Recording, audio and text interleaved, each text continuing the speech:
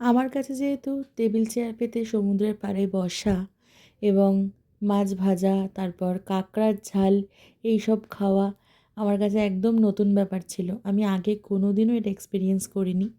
সেজন্য আমার এই জায়গা থেকে মানে উদয়পুর থেকে কোথাও যেতে ইচ্ছা করছিল না। আমরা ফ্যামিলির সবাই মিলে ভীষণ আনন্দ করেছি। আর দেখো এই কাঁকড়ার ঝালটা দেখতে কিরম লাল লাল হয়েছে না? আর সত্যি প্রচণ্ড রিচও হয়েছিল কিন্তু বাইরে ঘুরতে এসেছি, এগুলো মাথায় রাখলে হয় বলো? তো যথারীতি আমরা কী কী নিয়েছিলাম তোমাদের বলে দিই। আমরা নিয়েছিলাম কাঁকড়ার ঝাল, আর এটা একের পর এক নিতেই থাকছিলাম আমরা, মানে অর্ডার করতেই থাকছিলাম। আর আমোদি মাছের ভাজা নিয়েছিলাম, আর একদম সবশেষে নিয়েছিলাম চিংড়ির ঝাল, সেটা দেখানো হয়নি। তবে বিশ্বাস করো প্রত্যেকটা খাবার খুব সুন্দর ছিল।